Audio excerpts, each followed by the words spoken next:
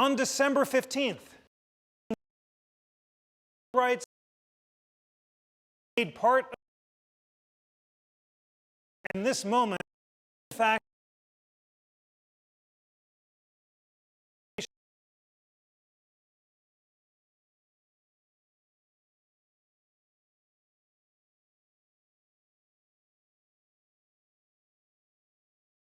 Constitution Center, which is the only institution in America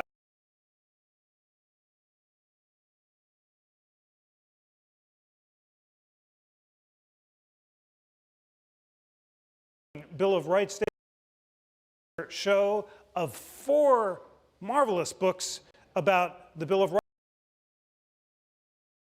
Rights, of Magna Carta, about Madison's notes and his efforts to change his own role in the drafting of the Constitution. You'll hear about the value of dissent throughout Supreme Court history, and you'll hear just a great book trying to channel the writers of the Federalist Papers and to imagine what they would think about current controversies. So it's going to be a wonderful substantive day. I am so excited to introduce Bill of Rights Day by introducing you to a magnificent new interactive tool that the National Constitution Center launched on Constitution Day and is now thrilled to distribute to every student in America from 8 to 80. And I want all of you, and I want our great C-SPAN viewers to follow along with me as I show you this remarkable nonpartisan tool and tell you what it can do. And it's also the perfect introduction to our first panel about the relationship between the Magna Carta and the Bill of Rights. So the Interactive Constitution, which you can find on constitutioncenter.org, is an exciting project that's a collaboration between 3 great organizations: the Federalist Society, the American Constitution Society, and the College Board, which has decided to make this a centerpiece of the new AP History and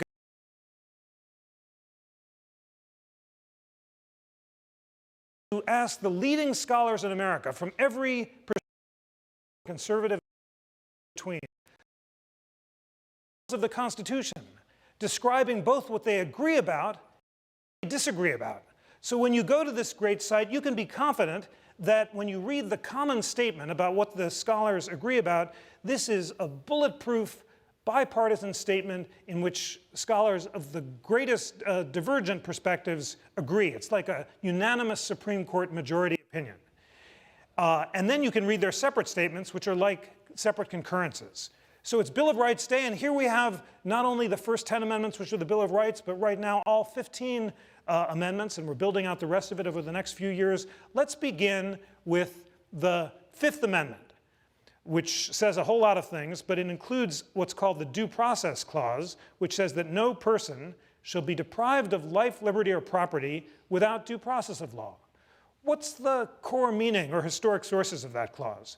Well, you can click on the common statement, and you'll see Roger Fairfax and John Harrison, 2 of the leading scholars of the Due Process Clause from divergent perspectives, telling you that, and I'm reading now, the principle that government should be limited in how it makes its decisions is very old in Anglo-American law. The Magna Carta, a statement of subjects' rights issued by King John of England in 2015, became well known over the centuries. Chapter 39 provides that no free man shall be arrested or imprisoned except by lawful judgment of his peers or by the law of the land.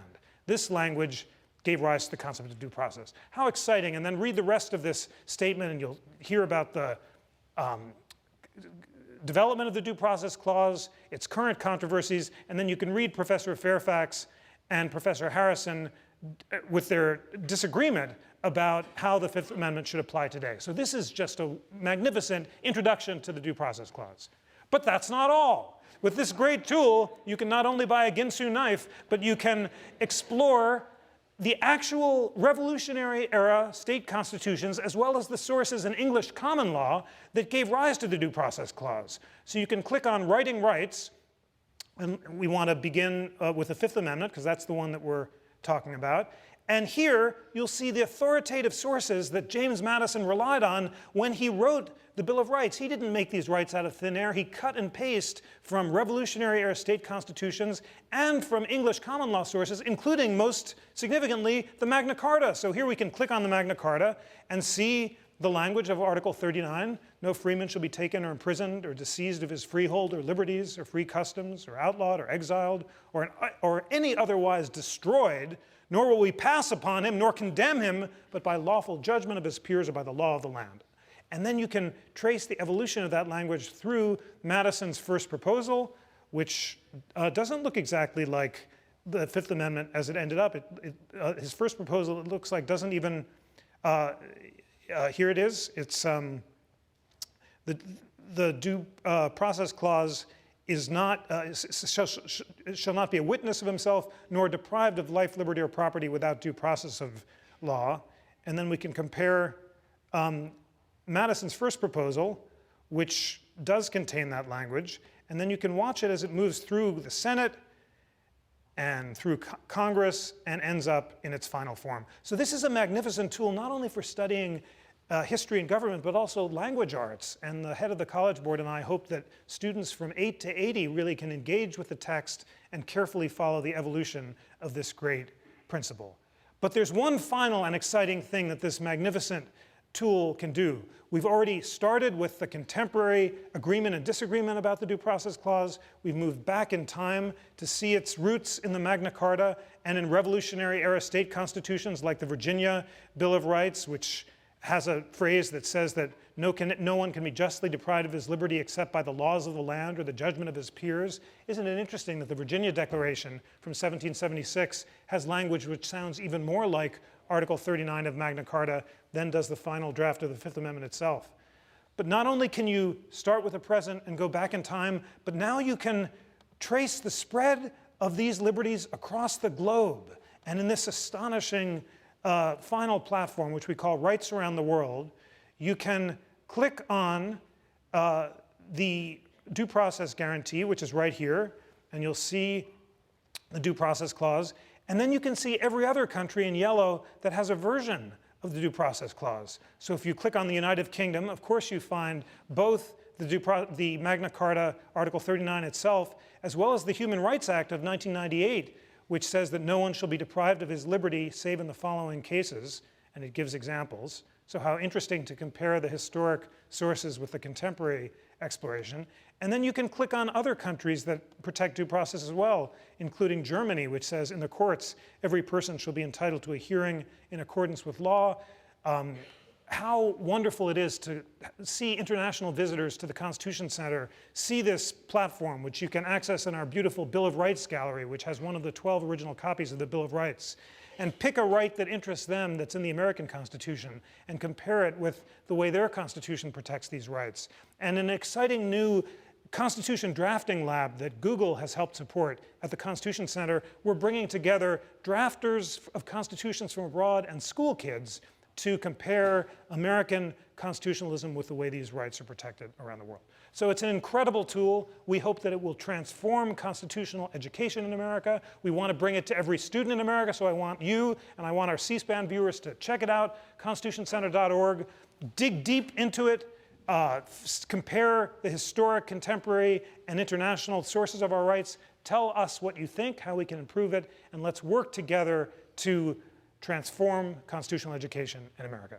And with that enthusiastic introduction, because as you can tell when I show this platform, I get very fired up, it's now my distinct honor to introduce the leading scholar of Magna Carta in America. We are so lucky to have Professor A.E. Dick Howard kick off our Bill of Rights Day. We've been eager to get him to the Constitution Center for a long time, and there's no more auspicious moment and no more distinguished scholar than to begin our proceedings today. He is the White Burkett Miller Professor of Law and Public Affairs at the University of Virginia School of Law. He was a Rhodes Scholar and law clerk to Justice Hugo Black on the Supreme Court. One of my favorite justices, one of my sons, is named Hugo in honor of Hugo Black. Hugo Black was a great, there was a Hugo, we needed two names because they're twins, and there was a Hugo Black biography lying on the floor, so we sort of picked Hugo. And he's a hero because Hugo Black was a great textualist who really believed in enforcing the Constitution, and he believed in the First Amendment more passionately than anyone else. Professor Howard has consulted with state and federal bodies. He is often consulted by constitutional draftsmen in other states, and he's helped draft constitutions in Brazil, Hong Kong, the Philippines, Hungary, Czechoslovakia, a real internationalist and statesman. He's briefed and argued cases before the Supreme Court, and his many books and articles include The Road from Runnymede, Magna Carta and Constitutionalism in America. Ladies and gentlemen, please join me in welcoming Professor A.E. Dick Howard. Thank you, Jeff. Good to be here. Thanks so much.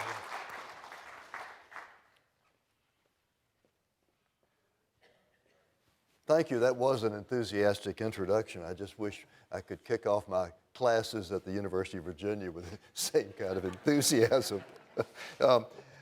Jeff has certainly alerted you to the reason why we're starting Bill of Rights Day with Magna Carta. I mean, otherwise it would seem a fairly idiosyncratic choice. An English document 800 years ago, you know, what's it got to do with the Bill of Rights? Well, the road to the Bill of Rights really begins in many ways with Magna Carta.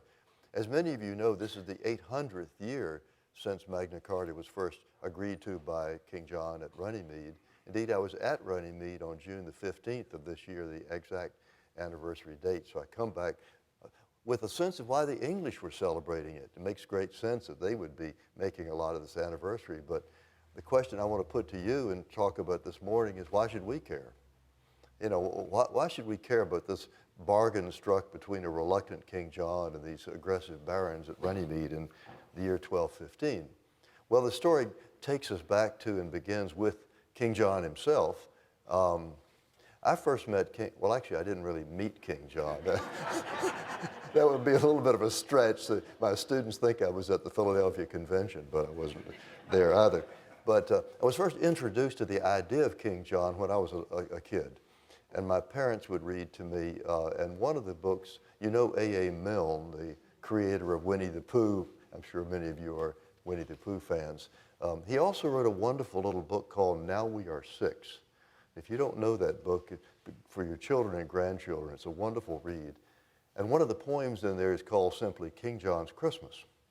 And that poem begins something like, King John was not a good man. He had his many ways, and sometimes no one spoke to him for days and days and days. Well, you know, you're a little kid, and the idea of being shunned like that, nobody will speak to you. I mean, this is pretty bad. Well, I grew up, I said, you know, nobody could be as bad as that. Well, I grew up and started reading about King John, and he was that bad. Maybe worse, in fact. He certainly was morally corrupt. It's no accident that no king of England has ever been named John since that King John, and there never will be one. He was not only morally bankrupt, but also the most inept king, perhaps, of almost any in English history. He was a terrible military leader. At the Battle of Bouvines in 1214, he lost most of the Normans' landholdings in France to the French, and that didn't endear him to the barons who were landholders. He quarreled with the Pope over the appointment of an Archbishop of Canterbury. He finally had to give in to the Pope's wishes.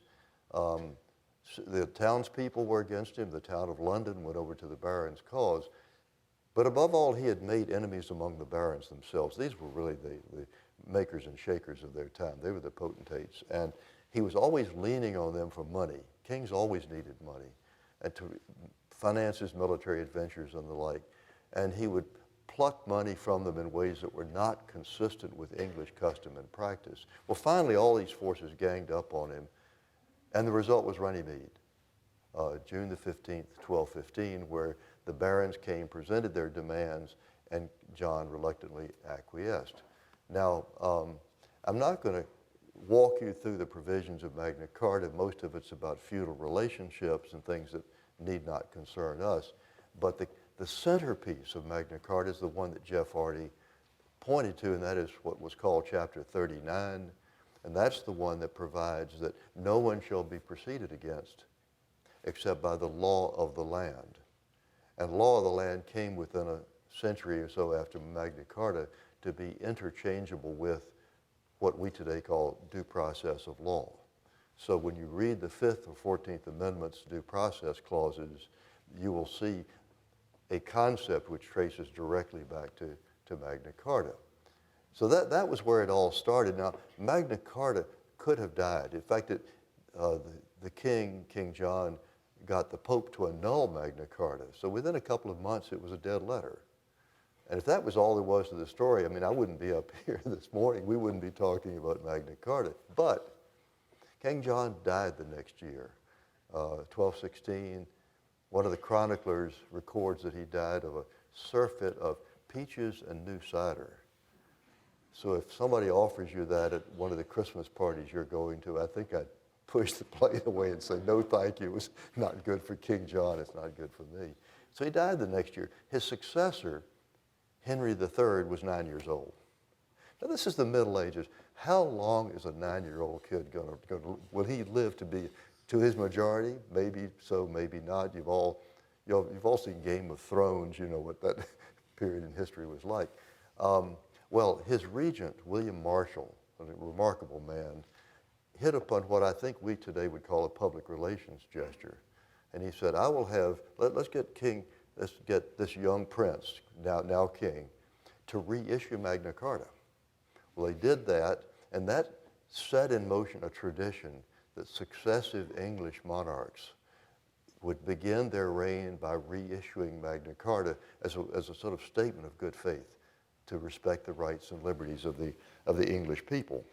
So that's where it begins. Now, one other mention of the Middle Ages, a century or two after Magna Carta, a statute was passed. I think it was basically an instruction to judges that said if Magna Carta and another statute were in conflict, that you would prefer Magna Carta. Magna Carta was thought to be better than or superior to other statutes. And that begins to set and train the notion, today we would call it constitutional or judicial supremacy. The notion of the Constitution as a super statute was already beginning to emerge even as early as the Middle Ages in England. Now, I'm going to pass over the Tudor period. I guess the reign of Henry VIII has never been thought of as a great time of constitutional government. Certainly the wives of Henry VIII wouldn't have thought that. So let me jump over to the 17th century. This is the century in which, of course, the first permanent English-speaking colonies were being planted in this continent. And it was also in England a turbulent period of civil war, of conflict of every kind. I think it must have been a dreadful time to live in England because I take it the Civil War in England was as bad as the Civil War in this country. The century began in constitutional terms when Queen Elizabeth died and the crown went to James VI of Scotland, who became James I of England. So the House of Stuart came to the throne in England. Well, James brought with him a concept of the divine right of kings. Well, you can imagine that was not accepted as a traditional English precept. It was on a collision course with the rights of Parliament. One of the leaders of the parliamentary opposition to James I and his pretensions was Sir Edward Coke, spelled C-O-K-E, but pronounced Cook for whatever the reason. It's the English language. They do what they like with it, I guess. So Sir Edward Coke was the leader of the opposition, and during debates in Parliament on the king's prerogative pretensions, Coke said, Magna Carta is such a fellow, he will have no sovereign.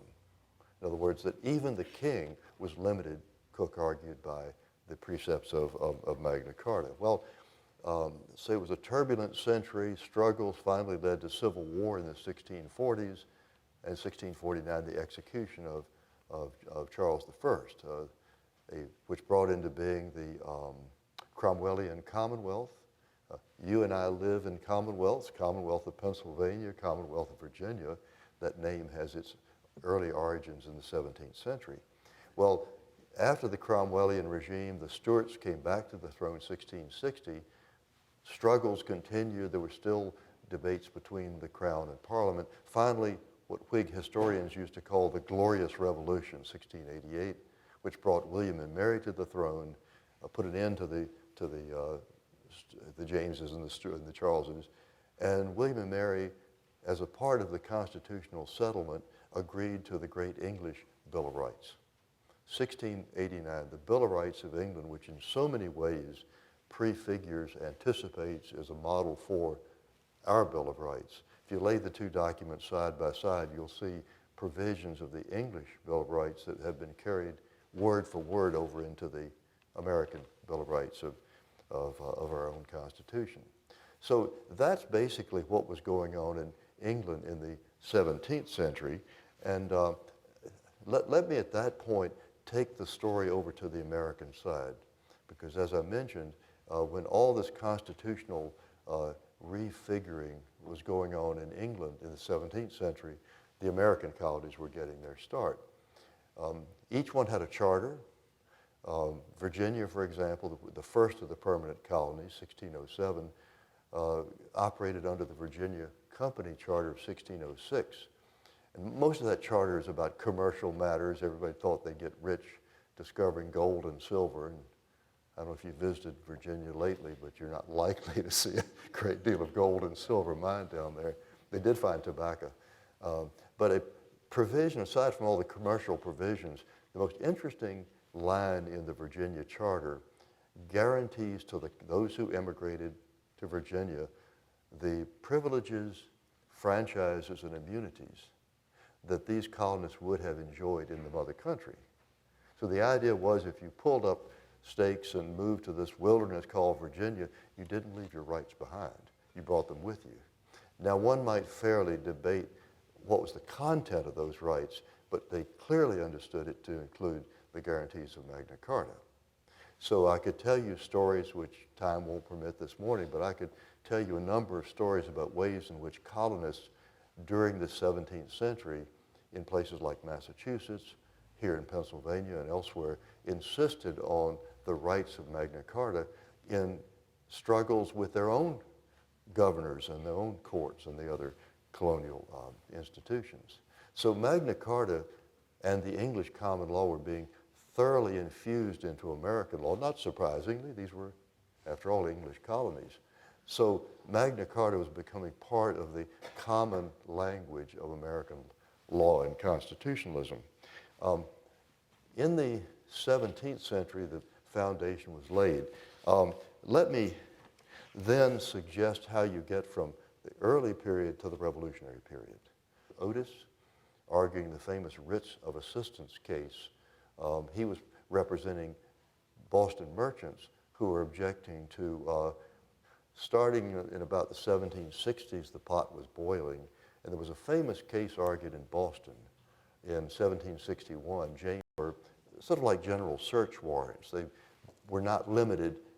They wouldn't satisfy today's Fourth Amendment requirements. They basically allowed officials to go in and search your house or your place of business for anything they wanted to do, anytime, any way.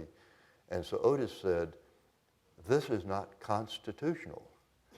At this point, there was no written constitution. This is still the colonies. But he was making a case that we today would recognize as being a constitutional case. And he cited Sir Edward Coke. Remember, Coke is back in the early 17th century. Coke had decided a case in 1610 called Dr. Bonham's case. And in it, there's language where Coke says that an act of Parliament against right and reason is null and void. Now, that doctrine never really took hold in England, but Otis proclaimed that to be part of the fabric of, in London, the Privy Council, the government, the cabinet, couldn't make sense of arguments like Otis because over there, by the British constitutionalism in opposing the writs of assistance. Now, Blackstone's commentaries, William Blackstone's great commentaries on the laws of England were written in the 1760s, and in it, Blackstone says, Parliament is supreme. Parliament makes the law. Parliament calls the shots. And he didn't recognize judicial or constitutional limitations on what Parliament could do. Parliament might pass crazy laws, immoral laws, unjust laws, but they were law. So here's Otis on the other side of the Atlantic saying there are constitutional limits on what Parliament can do. So you have, on the two sides of the Atlantic, two quite opposing points of view. Small wonder that the revolution finally came about because the English and the Americans were really talking past each other. Now, the story after that is a very familiar one, especially to a Philadelphia audience.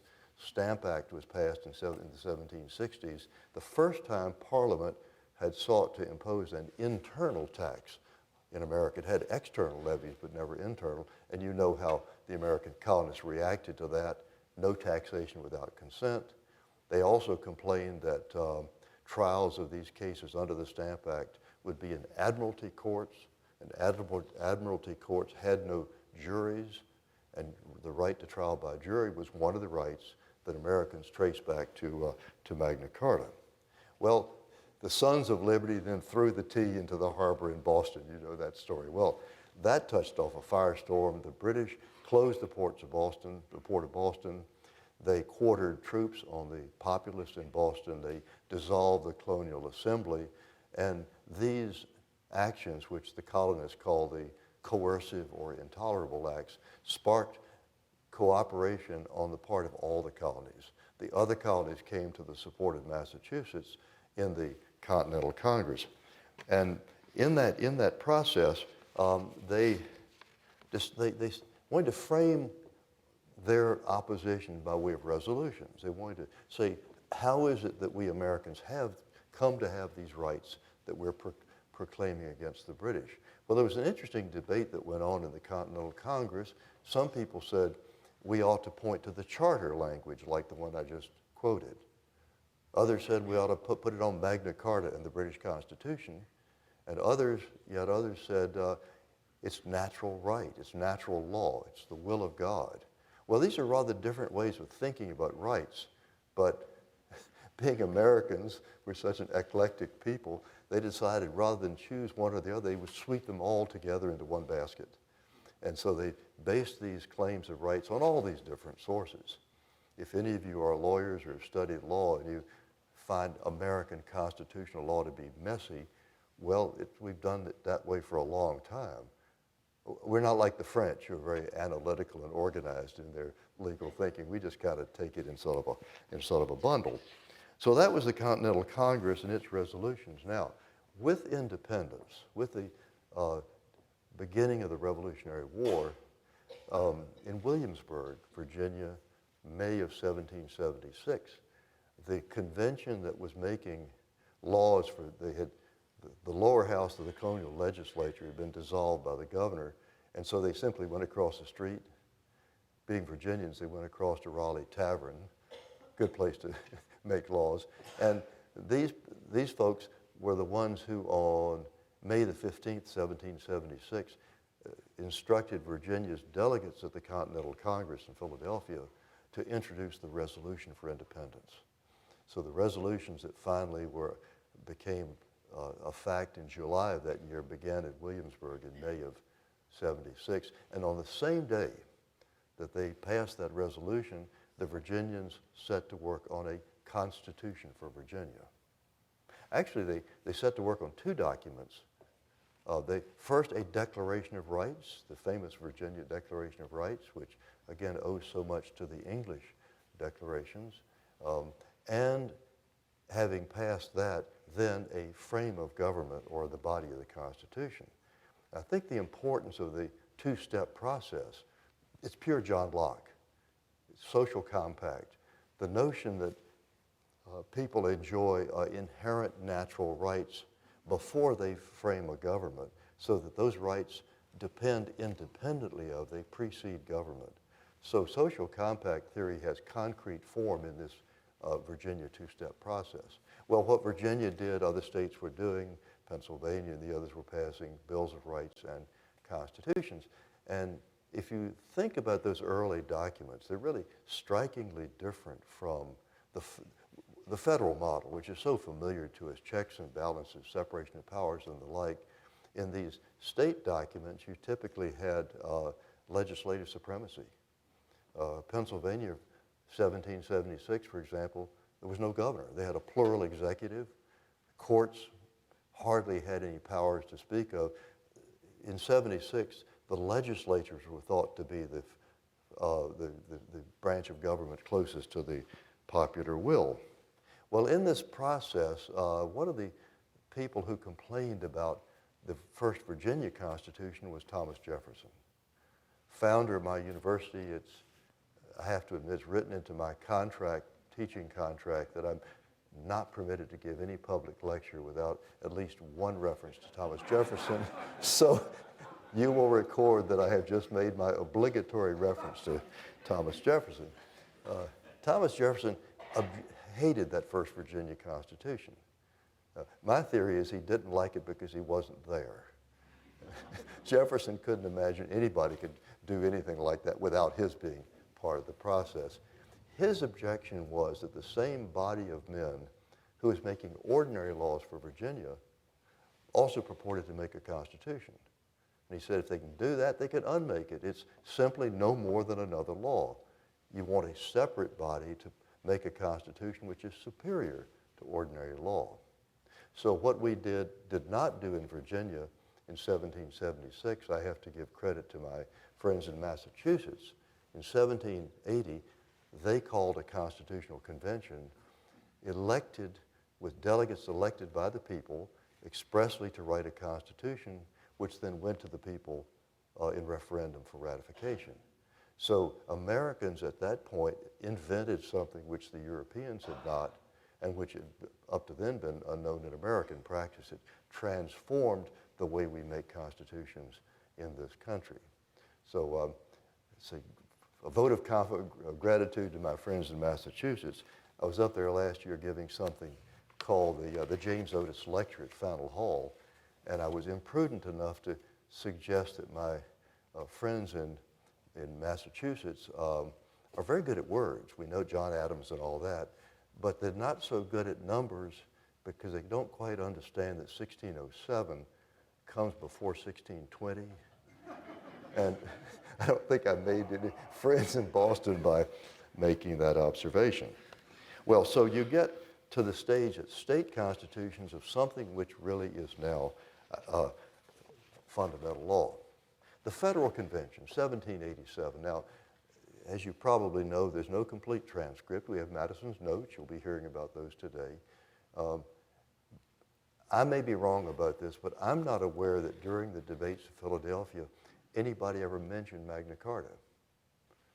Well, if I think it's such a big deal, if it's so important to the story I'm telling today, how come it wouldn't be part of the debate at Philadelphia? Well, assuming it wasn't, and I were able to query my Federalist friends, why did you not talk about Magna Carta? I think their answer would have been, in the first place, Magna Carta was simply an adjustment of power between the barons and the king.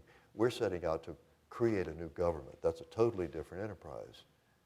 Also, I think they would have argued, look, the Magna Carta limited royal or executive power. We're writing a constitution to limit all branches of government, including the legislative and judicial power. And they probably also would have said Magna Carta was, in effect, a grant by the king to the barons and other people in England. We're writing a constitution founded on popular sovereignty, we the people. So I think they would have distinguished it. Well, whatever their intellectual reasoning, as I'm sure you know, the nearly fatal mistake that was made at Philadelphia was not including a Bill of Rights. There was a motion late in the convention by Elbridge Gerry and George Mason and others to have a Bill of Rights that was rejected. And of course, that created a center of opposition in what came to be known as the anti-federalist camp, who said, look at this new Constitution, no Bill of Rights. They're not recognizing our rights. Well, James Madison was a good enough politician to basically say, look, okay, I get the point. Just ratify the Constitution, and we will undertake at the first Congress to add a Bill of Rights. He was as good as his word. He winted out a number of suggestions, proposals that came from the states, and those proposals enacted by Congress, approved by the states, became, of course, what we call the Bill of Rights today. So we have a Constitution, a Bill of Rights, and what we have at this point, if you step back and think about the respective part played by the British tradition for Magna Carta and the English Bill of Rights, and then American ideas on the other hand, I think you have an interesting blend of American innovations. American federalism really had no direct European counterpart. Judicial review is really, I think, if you look at global constitutionalism today, perhaps America's most remarkable contribution to constitutionalism around the world. Innovations on the one hand, but then tradition on the other. Ideas like due process of law, cruel and unusual punishment, a number of precepts which are in our constitutional system which owe their ancestry to England. So how would I sum up, put together Magna Carta's legacy? I mean, what is it? What does it have to say to us about the way Americans think about constitutional law and government? Well, first, I think Magna Carta is the iconic example of what we like to call the rule of law. That's a phrase that American lawyers love to talk about, very proud of. It is less self-revealing than one might think. I was at a meeting in what was then Leningrad, now St. Petersburg, working with the drafters of the first post-Soviet Russian Constitution. Seemed like a long time ago. It was only 20-odd years ago, but those were the days when we thought Russia might well join the family of liberal, constitutional, democratic countries. Well, in the age of Putin, that's not happening as far as I can see. But at any rate, in my discussions there, I don't speak any Russian, so we were working through a translator, very good translator, but I discovered at one point that she was rendering the English language phrase rule of law as socialist legality. Well, I had to say that's not exactly what we in the West mean by rule of law. Second legacy of Magna Carta, the articulation of fundamental rights. And that really takes hold in this country. There is no, in all my travels, I know of no country where talk about rights, where the language of rights is so conspicuous as it is in America. We complain about lawyers and judges and courts, but boy, when we have a problem, we show up in court. And we're very good at turning garden variety disputes into lawsuits and ordinary lawsuits into constitutional claims. I sometimes think our national motto ought to be something like, I'll see you in court. Put that on the national flag. So fundamental rights, a legacy of Magna Carta. Thirdly, putting it in writing. There's an Anglo-American tradition of these fundamental documents that we've been talking about this morning, beginning with Magna Carta, running right on through the American Constitution, Bill of Rights, down to the European Convention of Human Rights, any other number of documents. But it's here in America that we really take written documents seriously, partly perhaps because of the religious influence, biblical teachings and the like. Well, that's perhaps another subject. Fourthly, and this one I think really matters in terms of the influence of Magna Carta, and that is it put us on the road ultimately to the notion of constitutional supremacy. I told you about James Otis's writs of assistance argument where he quoted Lord Coke and said that even Parliament or legislative bodies by extension are limited by the Constitution. It's an idea that takes you finally to John Marshall's opinion, 1803 in Marbury versus Madison. Those of you who have studied law may remember when you first read Marbury, and you may have been a little bit struck by the fact that he starts out the opinion with general principles of jurisprudence, the idea of a constitution. The notion being, if you're going to write a constitution, you must mean for it to be superior to ordinary law, as if that's a self-evident proposition. Then later in the opinion, he finally gets, almost by way of an afterthought, he says, oh yes, by the way, there's Article 6 of the Constitution. This Constitution and all laws enacted in pursuance thereof shall be the supreme law of the land. Well, today we write an opinion starting with the text and taking it from there, but in Marshall's time, these general principles were so self-evident to him that that's where he started.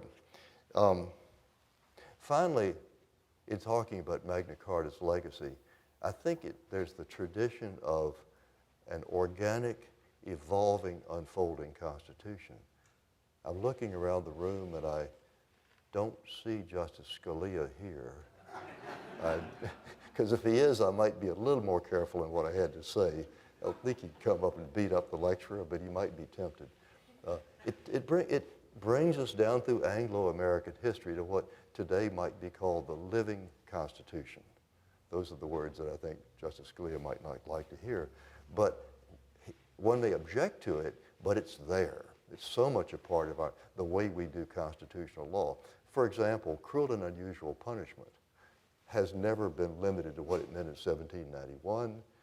I can think, for example, of cases decided by the Supreme Court as late as 1989, where the court rejected the argument that capital punishment for youthful offenders, or in another case for the somewhat mentally retarded, violated the Eighth Amendment. That's 1989. Well, then in 2003, 2005, just a little over a decade later, the court overruled both of those precedents and held that under those circumstances, there was a violation of the prohibition on cruel and unusual punishment. There you clearly have an evolving constitution. Of course, the more dramatic examples come in thinking about the Due Process Clause. I mean, if you know something about the uses to which Fifth and 14th Amendment due process have been put, is there any example in constitutional history of a more malleable concept that has been put to service of more different things over the years? Let me, on that point, read you just a couple of lines from what Justice Kennedy had to say in a case in 2003, Lawrence versus Texas. It was a case where the Supreme Court struck down a Texas law criminalizing sodomy. It's an anti-sodomy law. And at the end of that opinion, Justice Kennedy said, those who drew and ratified the Due Process Clause did not presume to know the components of liberty in its manifold possibilities. The times can blind us to certain truths, and later generations can see that laws once thought necessary and proper serve only to oppress. As the Constitution endures, persons in every generation can invoke its principles in their own search for greater freedom. So that's Justice Kennedy, Lawrence versus Texas, 2003. It's therefore all the more intriguing if you look at the same justice's opinion in the Obergefell case, this year the same-sex marriage case that all of you know about. Read that opinion. At the very end of that opinion, you find the identical language. Now, normally, when you find that language lifted from one opinion and plopped down on another, it'll be in quotation marks with a citation. Not here. It's just, he just says it. He doesn't quote himself. He doesn't tell you where it came from, but it's clear that he's using the same language. And the way I think about that is it's become for Justice Kennedy such an obvious proposition of constitutional law that he doesn't have to cite a source for it. It's like John Marshall talking about judicial review in Marbury versus Madison. So there you have some notions of Justice Kennedy and due process of law. Now finally, before I wrap all this up, a word or two about the documents called Magna Carta. Where are they? There are 17 copies of Magna Carta from the year 1215 through the year 1297 when it went on the statute books of England. 4 copies of the original 1215 charter. 2 are in the British Library, 1 at Lincoln Cathedral and 1 at Salisbury Cathedral. Of those 17 Magna Cartas, they're all in England except for 2. One's in Australia, and then there's one at the National Archives in Washington. It's one of the 1297 charters. I was on a plane flying to London one time, and my seatmate was a lawyer from Texas, who was Ross Perot's personal lawyer. And we chatted, and he told me the story of how Ross Perot heard that a family in England owned a copy of Magna Carta. Well, Ross Perot, being a man of means, I suppose had most everything else he could want, but he didn't have a copy of Magna Carta. So he decides he'll send this lawyer over to bargain for it, and they finally struck, this is back in the 1980s, they finally struck a deal for $1.5 million. So 1980s was a fair amount of change. So I said, that's very interesting. You buy this copy of Magna Carta. How did you bring it over to this country? Surely England has laws about exporting its patrimony and the like. And he said, well, took this copy of Magna Carta, I rolled it up and put it in a mailing tube. And I said, you put this priceless document in a mailing tube? He says, yes, I did. And then I went to the airport and I said, oh, you go to like Heathrow Airport. What did the customs agent say? And didn't they have some questions? And he said, yes. They asked, what do you have in the mailing tube? And he said, I've got a copy of Magna Carta. And the agent said, oh, right, mate, go on through. So presumably a copy of a facsimile of Magna Carta. So he gets it. I said, okay, you got it through customs, you're on the airplane. He says, yes, I got it I put it in the overhead bin. And I said, oh, that's where people put their ski boots and their backpacks and all that. Well, somehow this document survived. Maybe this is the way they do things in Texas, you know, just rough and ready. But it survived the trip. It came to America. Well, years passed, and I guess Ross Perot decided he really didn't need this copy of Magna Carta anymore, so he put it up for auction at Sotheby's in New York. And another man of some means, David Rubenstein, heard about it and bid for it over the phone through an agent. And after the bidding finished, the price was then $21.5 million. Now you know why Ross Perot has a lot of money, right? Even with inflation, from 1.5 in the 1980s to 21.5 is a nice profit. So the National Archives gave me a call and said, Professor Howard, would you come up and give a talk, you know, a lecture on the occasion of the installation of this copy of Magna Carta on permanent loan at the National Archives? I said, be happy to do that. So I opened up the Washington Post. The week before, I think it's on Thursdays, the Post will have a little box with 3 or 4 things that you might like to know about that are happening in Washington the next week. So this particular Thursday, it said on Tuesday, March the 10th at 7:30 p.m. at the National Archives, Professor A.E. Dick Howard of the University of Virginia will talk about Magna Carta, will talk about his book, The Road from Runnymede, and his purchase of a copy of Magna Carta for $21.5 million.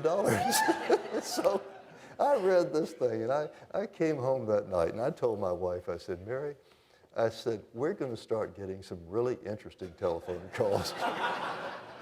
We're going to get invitations to some very fancy dinners and receptions. I said, don't ask any questions, just say yes, and we'll go. So that copy of Magna Carta is on display up there. You should, if you haven't noticed it, next time you go up, you go into the archives, and it's like you're going into a cathedral, right? It has a very awesome atmosphere. And over in the corner is this copy of Magna Carta. It is, I would submit, very much a part. It's at the very core of American constitutionalism. I mean, we don't live in the Middle Ages. We're not worried about the pretensions of kings, but those ideas that were given birth to at Runnymede in June of 1215, I think are very much with us. So I invite you to think about that as we start your celebration of the Bill of Rights today in Philadelphia. Thank you so much. Thank you.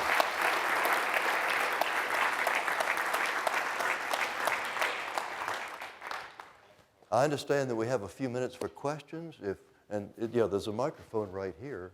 I guess there's only one on this side, but if anybody would care to challenge me on English constitutional history or whatever's in your mind. Oh, you've got, okay, this gentleman here has got the first question. Yes, sir.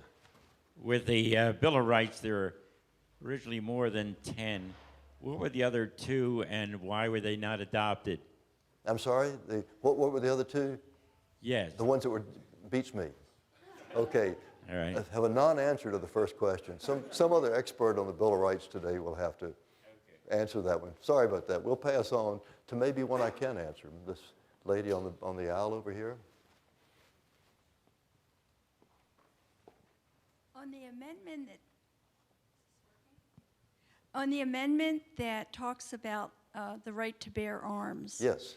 Was that intended for individuals, or did the founders mean the militia? That one I'm bound to have something to say about, don't you think? How could we not talk about the Second Amendment? The conventional wisdom for years including a Supreme Court case in 1939, United States versus Miller, was that the right to bear arms in the Second Amendment was a collective right. Now that was not a holding, it was dictum, but even so, it was long assumed until a challenge in Washington, D.C. to a local ordinance restricting having arms. And in District of Columbia versus D.C. versus Heller, H-E-L-L-E-R, the court took the position 5-4, majority held it's an individual right. Now, if you want to know my reaction to that opinion, I think it's bad history. For my purpose, I think the language itself invites you to think of the right in collective terms because it begins with a prefatory phrase about maintaining state militias. After the comment then goes on to talk about the right to bear arms shall not be infringed. I think the English language notion of bearing arms also suggests we don't bear arms individually, we bear arms collectively in militia. So, but mind you, I'm a law professor, not a justice. I didn't get to vote on it, but I can respectfully disagree with the majority. It's an absolutely fascinating example. I talked to it, the Living Constitution. Both sides in that D.C. versus Heller case, the majority and the dissenters, started with history. In a sense, the originalists, those who think we should go to the original meaning, seem to have carried the day because dissenters and majority alike have started with history. But it reminds you how malleable history is in the hands of lawyers and judges, right? I mean, it's called law office history. So to me, one of the weaknesses of originalism as a methodology is that it doesn't make it objective. It still means how do you read history and what do you think it means. So for my purposes, now, I think the court, may I say respectfully, got it wrong in D.C. versus Heller, but the opinion Justice Scalia wrote, I think was written with a view to a narrow opinion to keep the other four justices on in the majority, because all it says is that you have a personal right in your home to have traditional weapons. It leaves open any number of questions about registration, gun shows, about guns in schools, and on and on and on, lots of questions like that. So this is like so many Supreme Court constitutional cases, they tend to open as many questions as they answer. It's a wonderful annuity bill for American lawyers, keeps us going. Another question,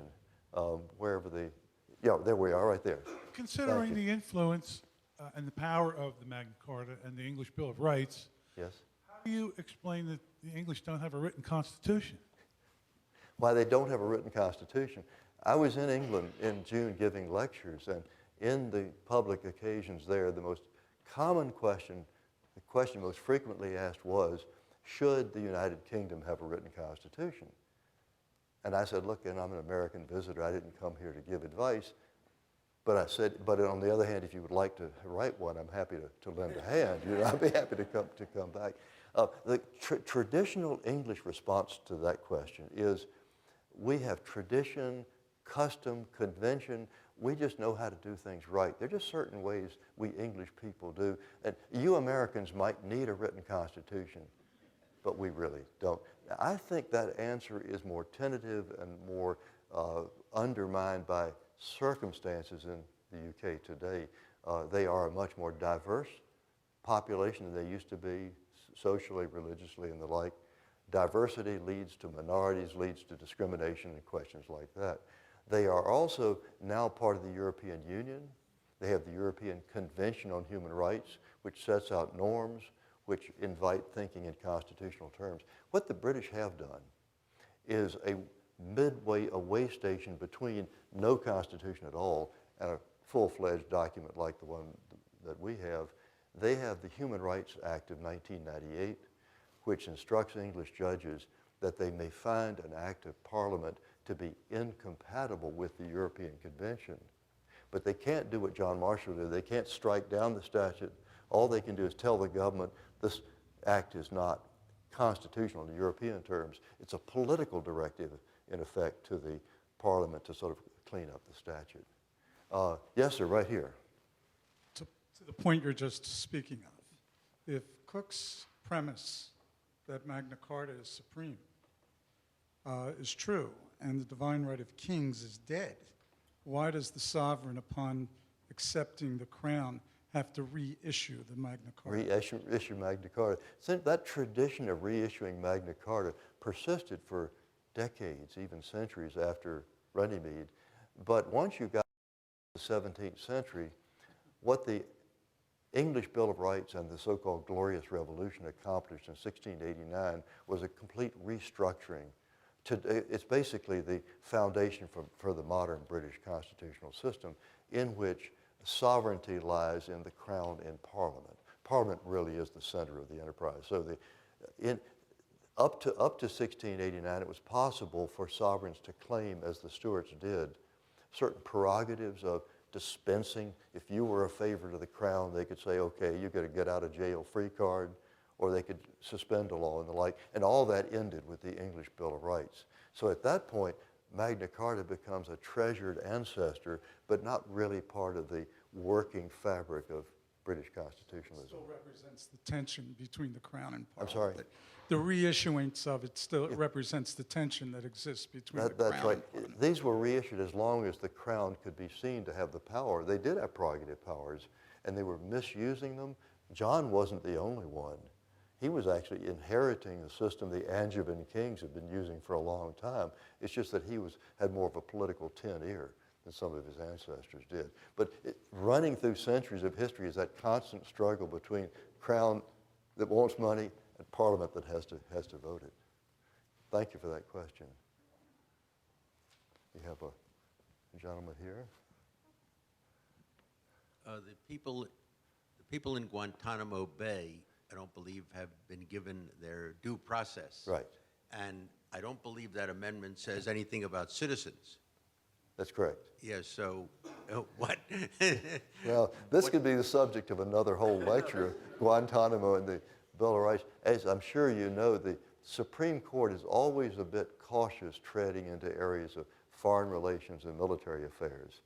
And when the first detention, post 9/11 detention cases came up, the court did say, in effect, we play a role. In other words, the political branches are not free to do anything they like, that people are entitled to some kind of due process, but you get the sense, the cases really haven't fully fleshed this out, but you get the sense that the due process you get as, let's say, a prisoner at Guantanamo would not necessarily be the same due process fully fleshed out as you might get as an American citizen in an American court. So it's one more, I like the question because it's one more example of how elastic the whole concept of due process of law. It's the notion of fundamental fairness, but it does shift between circumstances. There are many, Yes, there sir. are many countries throughout the world that have constitutions. So don't you need more than just the written constitution? Don't you need the culture of the country to support the Constitution? That's a great, these are all wonderful questions. You realize I plant these questions. They're wonderful questions. And this one is especially interesting because the question was, I mean, I think every country in the world has a written constitution. Israel does not because of Israeli politics. New Zealand has an incomplete constitution. The UK, we've agreed, does not have one. I think Swaziland, I think the king simply dismissed the Constitution. He says, I'm the Constitution, which makes constitutional law in Swaziland fairly simple, doesn't it? You just ask the king and he gives you an answer. But except for those, with those exceptions, every other country has a written constitution, and you're right on the mark when you say that's only the beginning of it. There's so much more to the idea of constitutional government than that constitution. I mean, the Soviet Union had a beautiful constitution, but it was a Potemkin village. It was a piece of paper. It was a joke. I mean, everybody knew your rights and duties didn't depend on the Constitution, depended on what the party said, basically. So in any number of countries, Hugo Chavez's Venezuela would be an example. Zimbabwe under Mugabe is an obvious example. You mentioned the word culture, and that's the key. If I could plant any thought for you to carry away today, not only about Magna Carta, but about constitutionalism generally, it would be the notion of constitutional culture. And that is, for a constitutional system to survive and thrive and actually be reality, it has to somehow be planted in the minds and hearts of people. You take South Africa after apartheid, the first free election, millions of people were voting who never were given any education at all, no fault of theirs, but they were denied what constitutional government is. So it's one reason I appreciate what this National Constitution Center is doing, because it's doing the hard work in America of reminding each generation that into the mode of thinking about what constitutions are. It takes constitutional culture, civic education, a generally shared notion of constitutional values to make constitutions more than simply a scrap of paper. So I think that's very valid. I think that's one reason Magna Carta has survived as part of our sense of constitutionalism, is that in the Anglo-American world, these ideas really have, I think, taken root. As you move to other cultural systems, I mean, all of you follow the news and know what I'm talking about, other parts of the world where political leaders will insist that the values we take for granted, they'll say, oh, that's cultural imperialism. It's your system, but we don't live that way. Well, it's not clear that those leaders have always consulted their own people about how they feel about those pronouncements from the top. So thank you for that question. Are we run out of time? Okay. Thank you so much. I appreciate you. Thank you. Great to be with you. Thank you.